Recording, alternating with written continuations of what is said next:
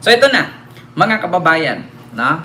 Ayan, mega love shoutout po at ang ating unang pag-uusapan ay patungkol dito nga sa binulgar ni Corina.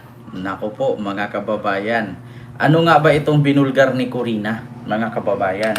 Ang binulgar niya po ay patungkol po dito sa plano nga ni Sara, mga kababayan, na i-corner, no? Ma'am Teresita Baluvar, may love shoutout po. And kay Ma'am Alin Valencia. I-corner, mga kababayan, ito ang masamang balak ni Sara Duterte na nabisto ni Corina Sanchez na i-corner ang mga kongresista, lalong-lalo na nagdeklara na si Sara na tatakbong presidente sa 2028. So, ngayon mga kababayan, yung mga kongresista or congressman or congresswoman, lalong-lalo na sa bandang Visayas at Mindanao, at saka particularly sa Mindanao, ay kakabahan pong pipirma. No? Kakabahang pumirma na i-impeach siya sa Congress kasi po apektado po ang kanilang mga posisyon sa 2028 election. May possibility, mga kababayan, na hindi sila iboto sa kanilang mga distrito, lalong-lalo na't pipirma silang ma-impeach si Sara.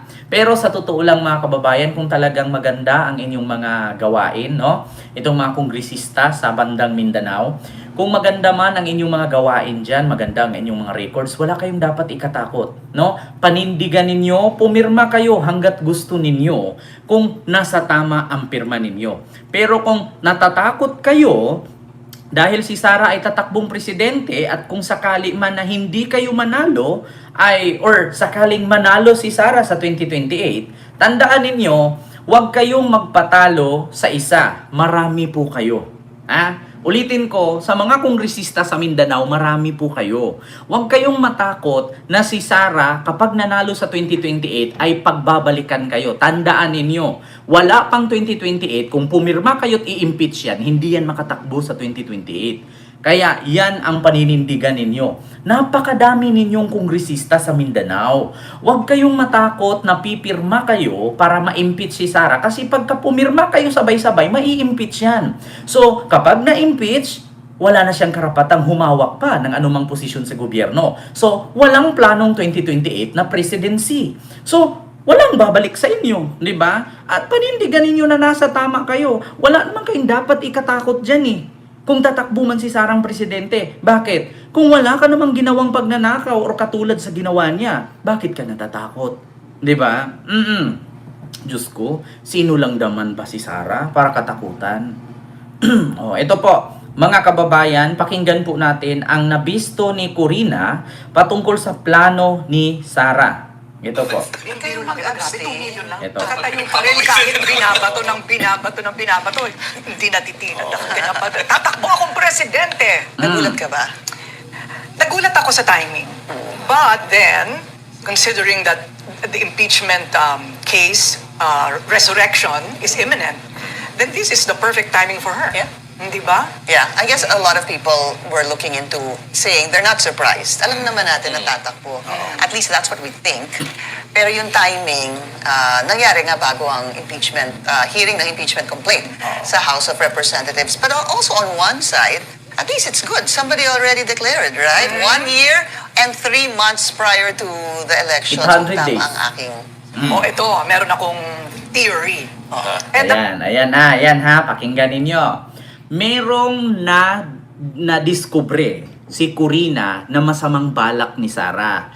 Ito ha, kung naalala ninyo mga babayan kahapon, ito, bago ko i-play yung kay Corina, ipakita ko muna sa inyo itong sinabi ni Larry Gadon. Kung anong rason kung bakit si Sara,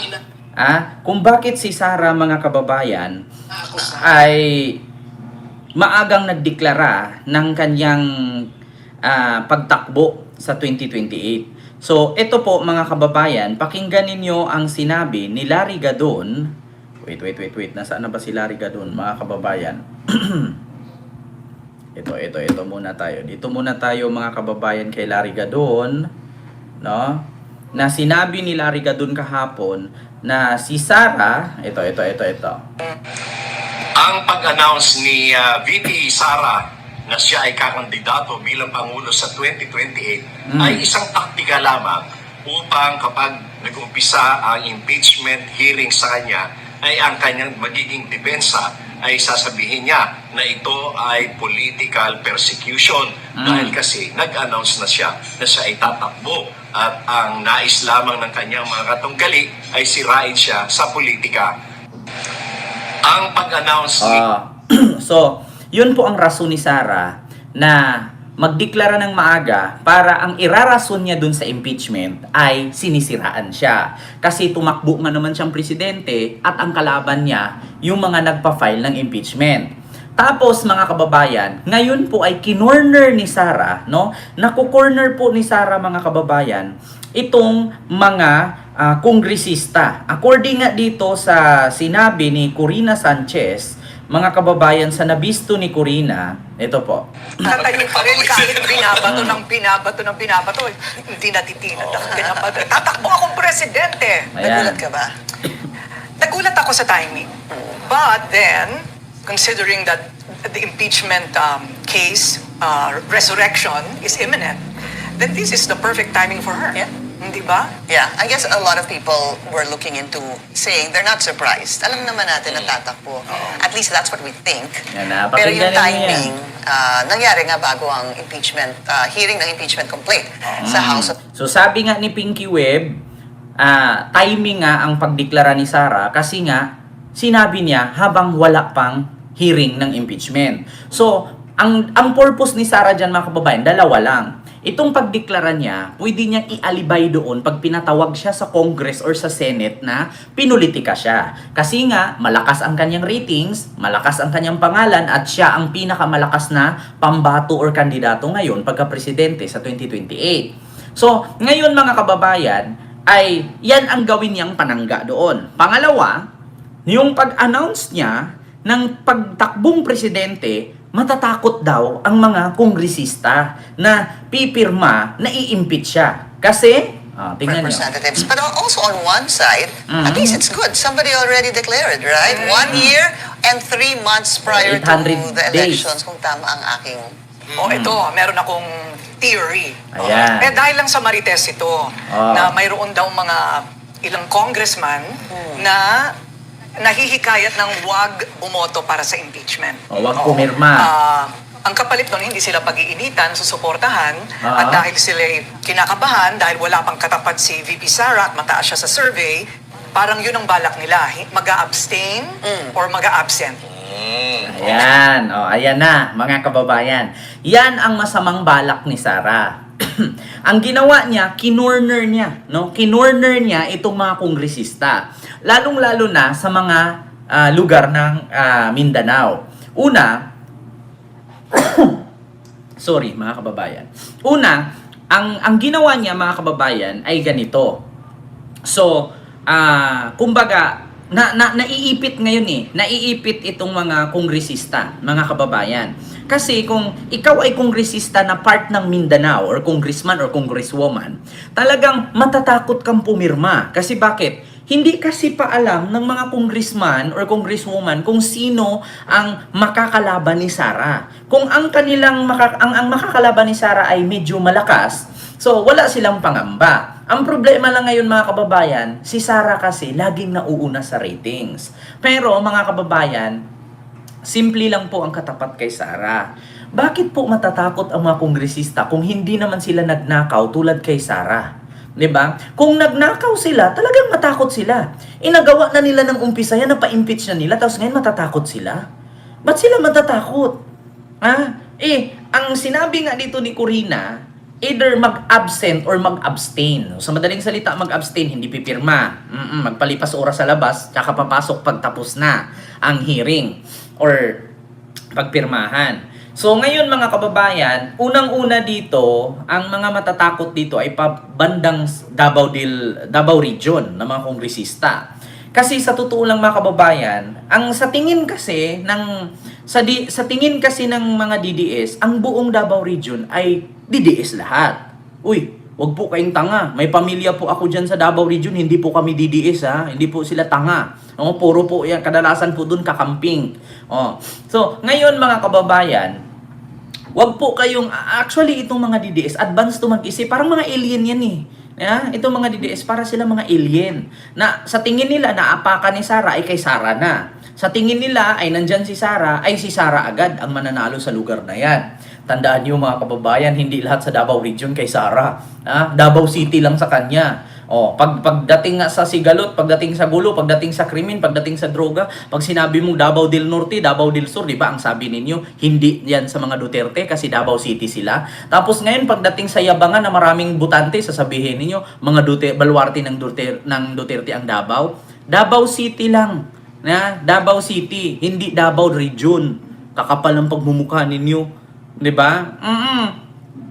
Ang baluarte ni Digong, Davao City lang. Ang Davao Region, marami pong mga namumuno dyan. Ilang distrito, ilang kongresista, ilang mayor po ang meron dyan. Ilang gobernur, no? Ilang city councilor, ilang mayor. Ang Davao City sa kanila lang. Kaliit-liit lang Davao City, parang Santa Mesa lang yan.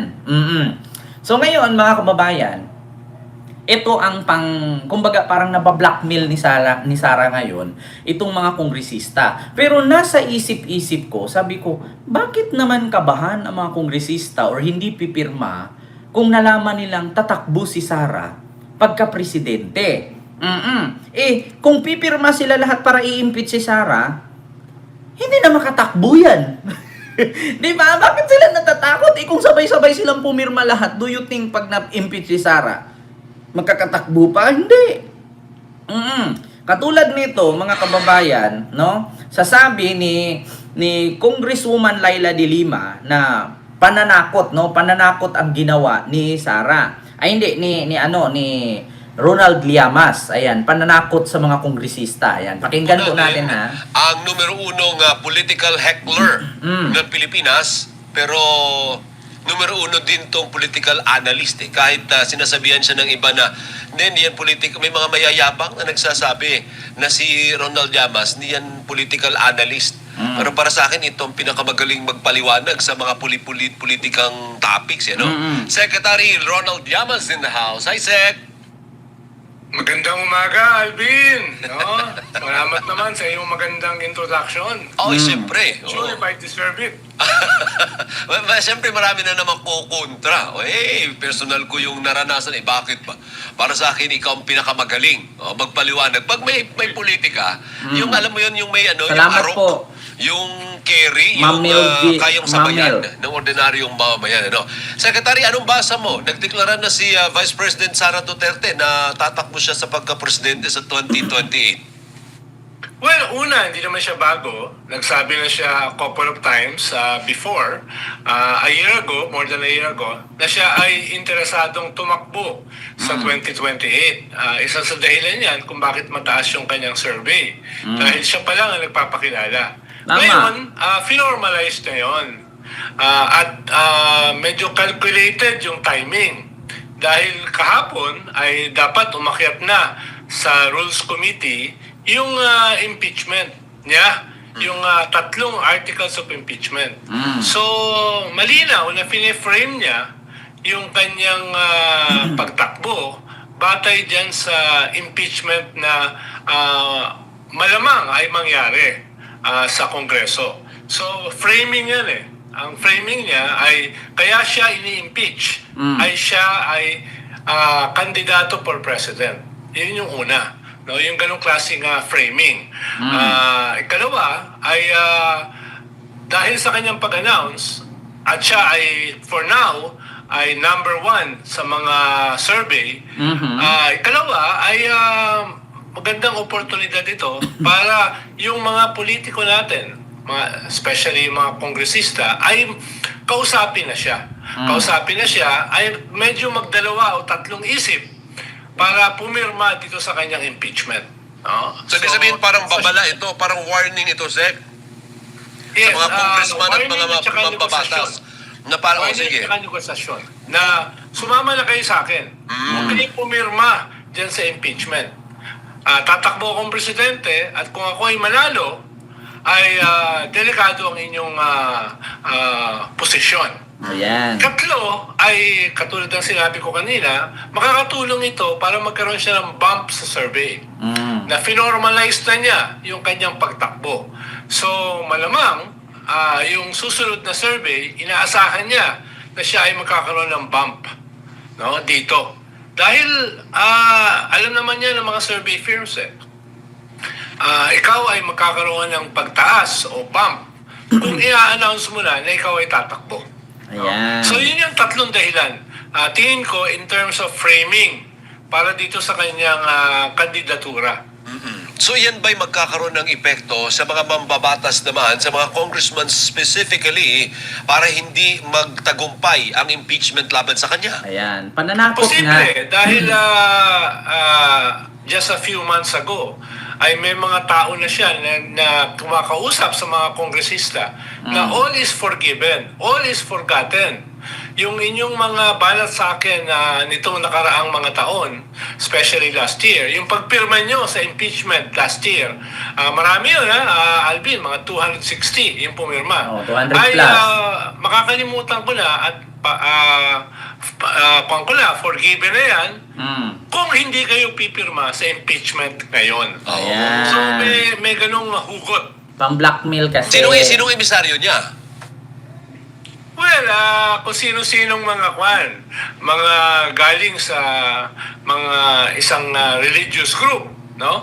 At Ala. syempre, yung kanyang mga usual suspects, yung mga di ba? Mismo sinabi ni Llamas. Una, itong mga kongresista kasi, mga kababayan, lalo-lalo na itong mga senador, no? Na nanganganib po ang posisyon or boto sa 2028 kung pipirma sila na ma-impeach si Sara sa Congress at sa Senate. Kasi bakit? Unang-una, meron pong mga religious group na mga bulto-bulto kung bumoto na kumampi kay Sara. So, isahin na natin dyan yung INC. Alam naman po natin na maka-DDS talaga ang INC. So, kung ikaw, pipirma ka dyan na ma-impeach si Sara, hindi ka iboboto ngayon ng INC kung ikaw senador.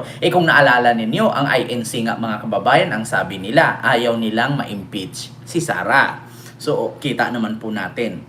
Hinahayaan nga nilang umakyat si Amy doon Hinahayaan nga nilang magsalita si Amy doon na adik si BBM. Hinahayaan nga nilang magsalita yung mga DDS na vloggers at supporter doon sa entablado. 'Di ba? Nakikita nyo, mga kababayan, hindi naman nila maitanggi yan at hindi nila ako masabihang sinungaling ako at gumawa ng kwento. Kasi nakikita ko mismo kung paano si Amy doon, bata pa kami ni Bongbong. O, 'di ba? O kung suporta sila kay PBBM, bakit hinahayaan lang magsalita si Amy doon? Sige nga, kung suporta sila kay PBBM, bakit hayaan nilang umakyat doon yung mga DDS at siniraan si PBBM sa rally nila? Huwag yung sabihin na makamarko sila. Halatang halata sa rally nila, puro-puro DDS ang umakyat sa stage. Di ba?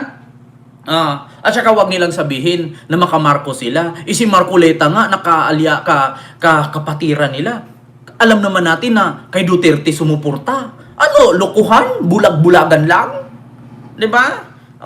Huwag nila gawing tanga ang tao. Nakikita natin kung paano umakyat si Amy, si Cathy Binag, si Siles, at kung sino-sino pa doon sa entablado ng ginawa nilang rally na sinabi ni Amy na bangag si PBBM. 'Di ba?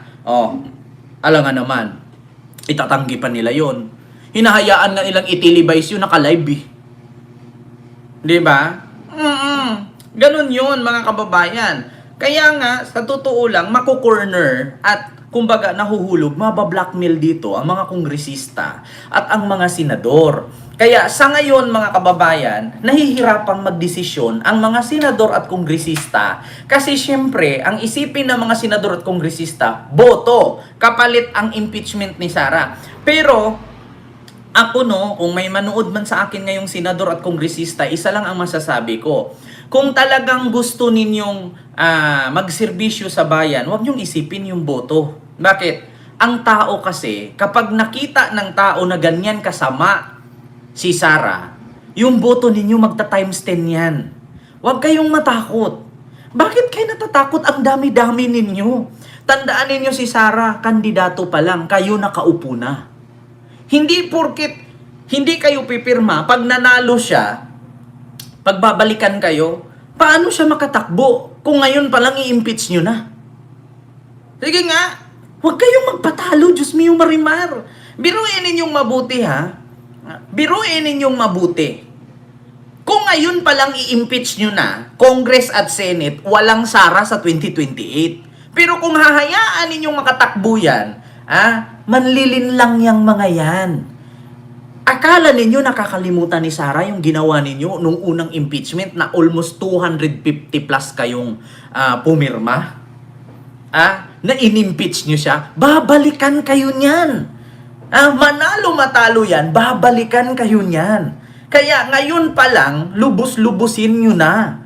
Alam nyo kung paano niya kayo siniraan. Alam nyo kung paano niya ibaliktad ang kwento na binayaran daw kayo ng tag 150 million para pumirma lang na ma-impeach siya. Di ba ginawaan kayo ng kwento? Pag nanalo yan, or matalo, babalikan kayo niyan. Kaya kung ako sa inyo, habang wala pang 2028, ipakulong nyo na yan. Diba? Pag nakulong yan, nakulong ang tatay, nakulong yan, do you think may powerful pa sa kanila? Sinong powerful sa kanila? Lahat naman sila pulpul. Sige nga, sabi ko nga sa inyo, mga kongresista at senador na nanood sa akin ngayon, huwag kayong matakot na nagdeklara si Sara pagka-presidente sa 2028. Kasi ang sabihin, baka pag nanalo, tapos hindi kayo iboto kasi lahat naman halos kadalasan na kay Sara, tanga. Ang botante sa Pilipinas, 70 million. Huwag po kayong matakot na hindi kayo iboto. Bakit? Hindi po lahat yan, Maka Duterte, marami na pong gising. Kung naalala ninyo noon, back to the previous or back to the nakaraan tayo, naalala ninyo, napakalakas ng presidency ni Pinoy. No? Kung naalala ninyo, napakalakas ng presidency ni Pinoy. Halos lahat ng liberal politician, number 1. Pero nung pumasok si Digong nung 2016, pagka-presidente, alam nyo ang sinabi niya? 8 diretso. Naalala nyo yung mga senador ng liberal na mga kakamping at dilawan na, ito, mga senador na to, 8 diretso natin. Lahat yun, walang napasok. 8 diretso, 0. Ngayon, sa tingin ninyo, hindi mangyayari yon. Tapos ito pa, isa kong example, si Binay. Kung naalala ninyo si Binay, noong kasagsagan, noong 2016 election, si Binay ang pinaka number 1 kandidato pagka-presidente. Nakalimutan ninyo? Nakalimutan ninyo si Binay? Si Binay po ang pinaka number 1 kandidato noong kaalaban siya, katunggali siya ni Digong. Pero, noong lumabas itong malaiktarya niyang hasyendang magandang mga kalupaan na may mga swimming pool, may mga kung ano-ano, may golf course, may mansyon, kung naalala ninyo yung babuyan niya na di aircon, naalala niyo Sir John Morales, hello po. Naalala ninyo nung nilabas ito ni John Vic Rimulya, ni Cayetano at ni sino pa yung naglabas nun, Coco Pimentel, ni Trillanes, naalala niyo nilabas nila yan, yung babuyan niya na di aircon, nakita niyo yung golf course, yung mga mansyon niya, tapos yung may mga mga halaman siya na ala nasa Europe ka. Naalala nyo yon nung nilabas ito? Wala lahat ang pagka number 1 ni Binay. Na 0 si Binay. Hindi nanalo. Tandaan ninyo sa ngayon ang lakas-lakas ni Sara. Star Barrett, hello po. Ang lakas ni Sara. Una sa survey, una sa kung ano-ano, candidates for presidency. Pero, ganyan din si Binay noon. Baka nakalimutan ninyo. Ganyan kalakas si Binay. Maaga ding nagdeklara si Binay. Sinong kalaban ni Binay noon? Miriam, Binay, Digong, Grispo. 4 yan. Gibo ata yung panlima. Di ba? Ang lakas-lakas ni Binay noon. Pero, naalala nyo, noong ibinuko ni Cayetano, ni Pimentel, ni John Vic Rimulya, itong kalupaan niya na napakalawak dun sa may Batangas. Lahat ng tao nagbago ang pananaw, lahat ng tao nagbago ang isip.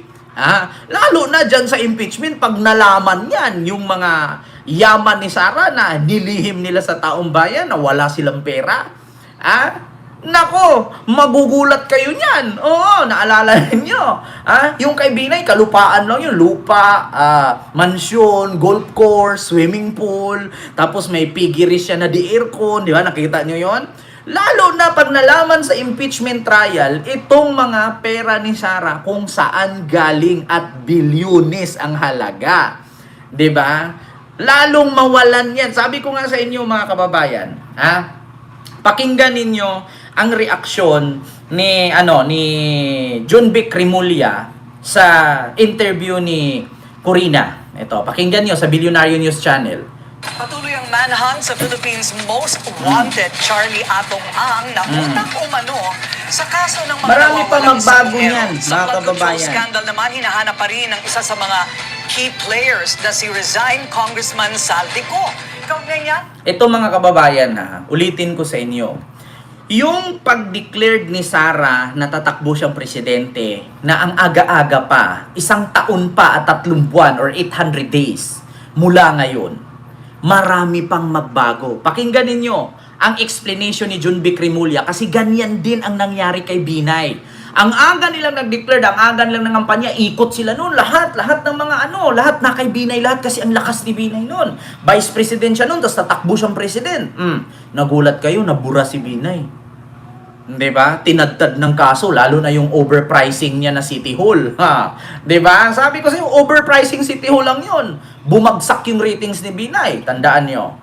Iba pang mga issue, makakasama natin dito sa studio live, DILG Secretary John Vic Remulla. Magandang gabi po sa inyo, Secretary John Vic. How do you want to be called? John is fine. John Vic? For goodness not, hindi pwede yun. So, Sec John Vic. Ayan. So we are overtaken by current events. Suddenly, Yes. Vice President Sara Duterte they're- announced, officially threw her hat in the ring. Yes. So, siya daw ay tatakbo.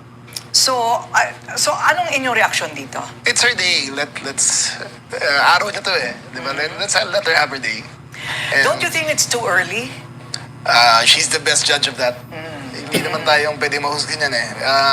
Tao rin naman sa dulo ang maghusga kung maagaw hindi. Pero it's her day. Let her bask in it. Di ba? But let her celebrate it. Okay. So, what about the timing?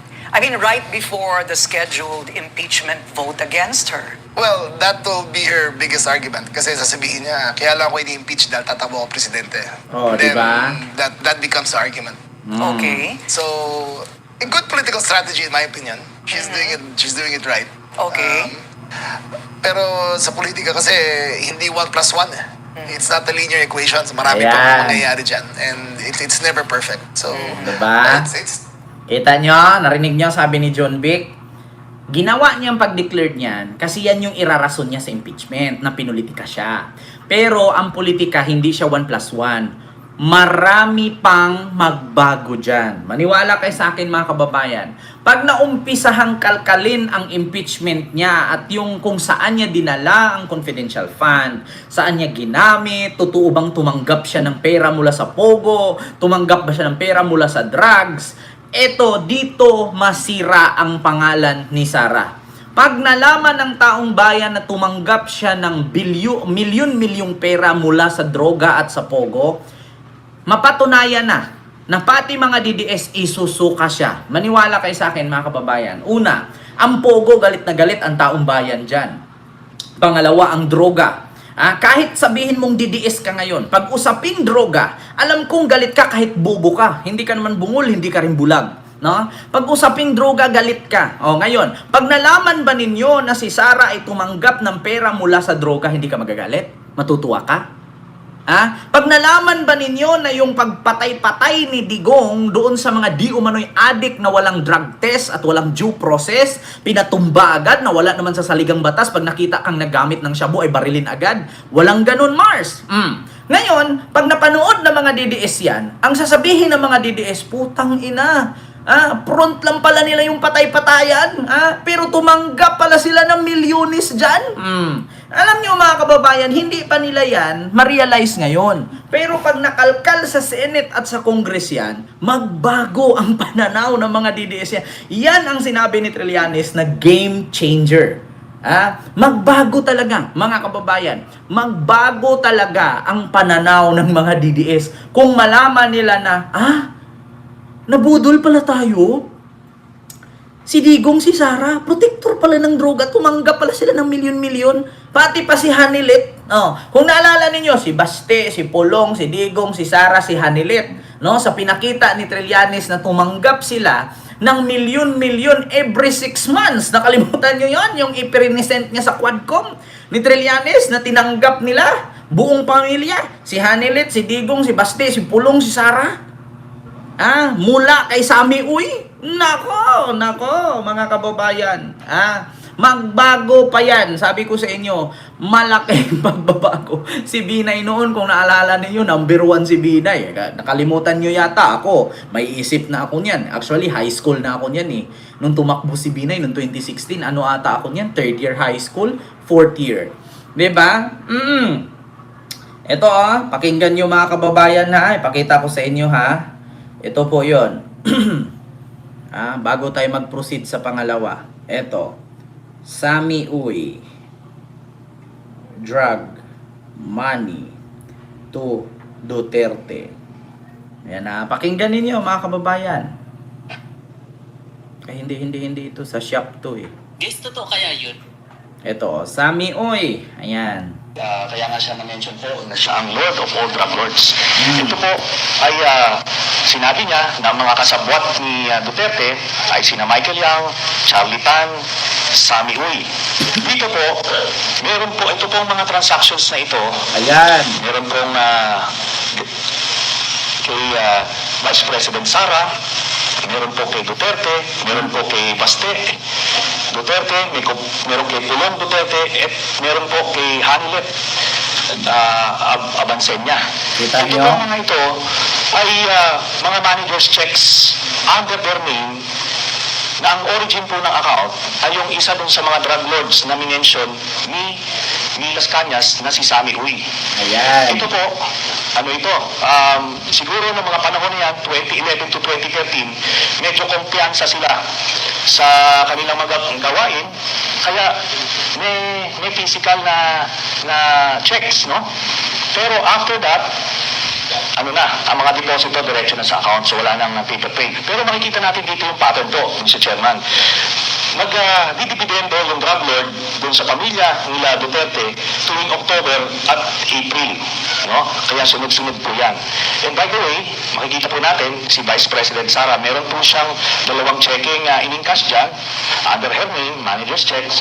Tapos ito po ay while she was mayor, no? Kaya yan ay direct bribery, no? Tapos process of illegal drug trade. Ito po ang naging pruweba natin. Kaya nung na-cross match po namin yung dokumento na kuha namin at dito sa mga personalidad na minention po ni Arturo Las Cañas, na-confirm namin yung kanyang istorya. Nakita niyo po dyan, si Duterte, pareha sila ng amount na in cash, no? Tapos itong mga anak, sila Baste Duterte, ayan po, tagte 10 million every 6 months. Kay Pulong Duterte, meron din. Ngayon po, lahat ito ay hawak yan ng mga bangko mismo. Meron silang physical copy, meron silang soft copy netong mga sinasabi na ito. Kaya hindi po yan pwedeng i-deny lang kasi alam naman natin yung mga estilo ni Duterte, magka-admit konti pero magde-deny to confuse everyone. Diba? Kita ninyo. Pag yan nakalkal, magbabago ang paningin ng tao. Kahit yung mga DDS, isukayan sila. Maniwala kayo sa akin. Alam nyo, simula nung bumakbak tayo at nag-vlog tayo, maraming DDS na nagising. Yan ang katotohanan. Maraming nagigising sa kasinungalingan at kabulastugan ng mga Duterte. Mga kababayan. Kaya sabi nga ni Trillanes, game changer yan. Pag nakalkal, hayaan ninyong kalkalin ng Congress at Senate yan nang magising kayo. Kahit anong tawag ninyo kay Trillanes, sundalong kanin, trililing, kwentong barbero, kwento mo sa pagong, ganyan, hayaan nyo si Trillanes. Hayaan nyo rin kalkalin ng Senate yan. Ngayon, yung sinasabi ni Escudero noon na hinto-hinto, archive, kay Tito Sen ngayon, forthwith yan. Kaya nga pinag-inita nila si Tito Sen ngayon eh. At pina-direct contempt nila eh. Diba? Wala na kasi. At saka yung minority block nila, umunti sila, minor na nga lang eh. Okay lang kung majority block yan, minor na nga. Diba?